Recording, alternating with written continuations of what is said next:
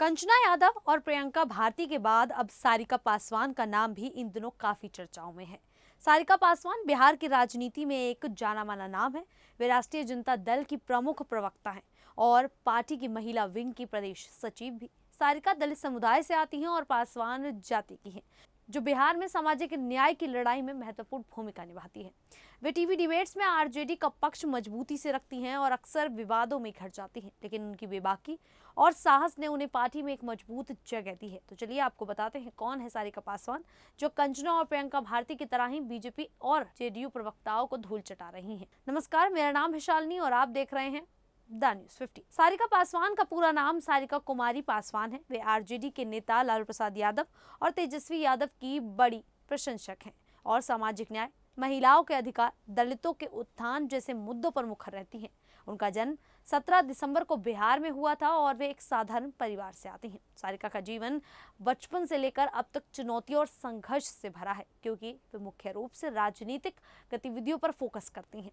Social media पर भी वे ज्यादातर राजनीतिक पोस्ट करती हैं। सारिका पासवान का जन्म बिहार में हुआ, जहां दलित समुदाय की जड़ें गहरी हैं।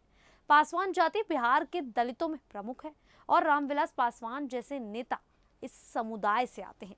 सारिका का बचपन साधारण परिवार में बीता, जहां गरीबी और सामाजिक भेदभाव जैसी चुनौतियां आम थी।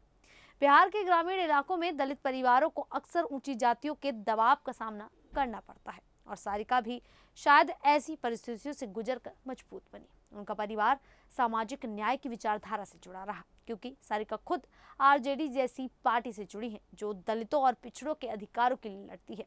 बचपन में सारिका को शिक्षा और समानता की महत्वपूर्णता सिखाई गई। बिहार जैसे राज्य में लड़कियों की पढ़ाई आसान नहीं होती, खासकर दलित परिवार में, लेकिन सारिका ने इन बाधाओं को पार किया। सारिका शादीशुदा है, लेकिन सोशल मीडिया पर उनके परिवार की तस्वीरें या कहानियां कम ही दिखती हैं, क्योंकि वे अपनी निजी जिंदगी को राजनीति से अलग रखना पसंद करती हैं। एक बार 2024 में उनका टैब चोरी हो गया था, जो पटना पुलिस के ऑपरेशन मुस्कान से वापस मिला और उन्होंने पुलिस का धन्यवाद किया।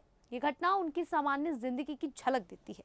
सारिका ने बचपन से ही देखा कि कैसे दलितों को शिक्षा, नौकरी और सम्मान के लिए संघर्ष करना पड़ता है। यह अनुभव बाद में उनकी राजनीति में दिखता है, जहां वे दलितों और महिलाओं के लिए आवाज उठाती हैं। युवावस्था में सारिका ने सामाजिक कार्यों में हिस्सा लिया। बिहार की राजनीति में महिलाओं की भूमिका बढ़ रही है और सारिका जैसी महिलाएं इसमें योगदान दे रही हैं। उनकी सोशल मीडिया पोस्ट में साफ दिखता है कि वे बाबा साहब भीमराव अंबेडकर और लालू प्रसाद यादव से प्रेरित। अंबेडकर की विचारधारा ने उन्हें दलित अधिकारों की लड़ाई से, जबकि लालू जी की राजनीति ने पिछड़ों को मजबूत बनाया। सारिका का राजनीतिक सफर आरजेडी से जुड़कर शुरू हुआ।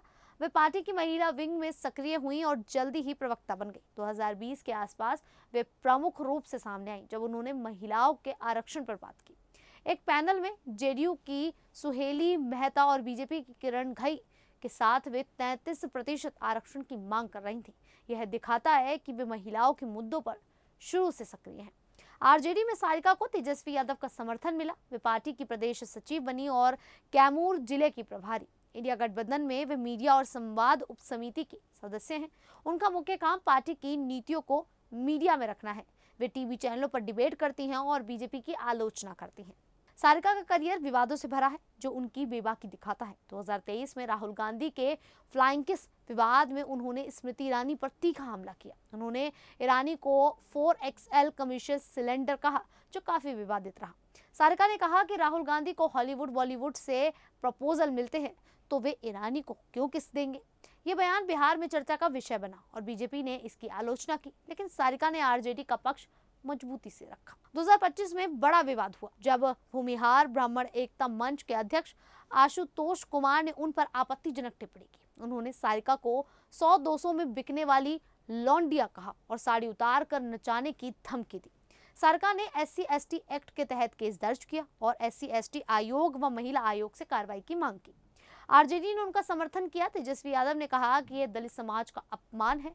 सारिका ने मोदी जी से माफी मांगी और पूछा कि क्या दलित बेटी के लिए बिहार बंद होगा। सोशल मीडिया पर सारिका एक्टिव है। उनके एक्स हैंडल पर 27 के फॉलोअर्स हैं। वे बीजेपी की आलोचना करती हैं, जैसे मोदी की मां पर बयान, महिलाओं के साथ दुर्व्यवहार और आरजेडी की प्रशंसा। एक पोस्ट में उन्होंने कहा, मेरा न्याय मेरे नेताजी करेंगे, तेजस्वी हैं तो ताकत है। वे शिक्षक दिवस, महिलाओं के सम्मान जैसे मुद्दों पर पोस्ट करती हैं। 2025 में उन्होंने बीजेपी कार्यकर्ताओं पर महिलाओं के साथ बदसलूकी का आरोप लगाया और वीडियो शेयर किया। सारिका ने इंडिया गठबंधन की बैठकों में हिस्सा लिया। 2025 में तेजस्वी यादव की अध्यक्षता में समन्वय समिति की बैठक में वे मौजूद रहीं। वे चुनावी पदाधिकारी भी हैं जो चुनाव में आरजेडी की रणनीति बनाती हैं। आज सारिका आरजेडी की प्रमुख चेहरा हैं। वे बिहार विधानसभा चुनाव 2025 की तैयारी में लगी हुई हैं। वे कहती हैं कि तेजस्वी यादव बिहार के भविष्य हैं। वे कहती हैं बहुजन एकता जिंदाबाद, इनकलाब जिंदाबाद। उनकी लड़ाई मनुवादियों के खिलाफ है। वे मोदी सरकार पर हमला करती हैं, जैसे महिलाओं के अपमान पर। सारिका की जिंदगी संघर्ष की मिसाल है। बचपन की चुनौतियों से निकलकर वे राजनीति में पहुंची। वे सोशल मीडिया पर 30 से ज्यादा पोस्ट में बीजेपी की पोल खोलती हैं। वे कहती हैं सामंतियों ने बहुजनों को दबाया लेकिन हम लड़ेंगे। उनकी बेबाकी ने उनके दुश्मन बनाए लेकिन आरजेडी में सम्मान दिया।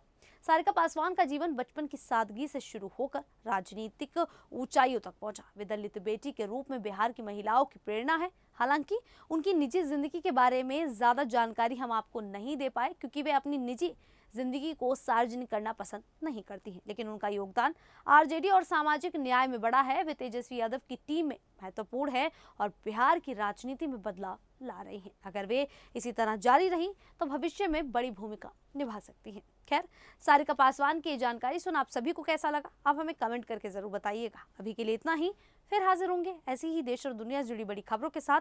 तब तक के लिए देखते रहिए द न्यूज़ 15।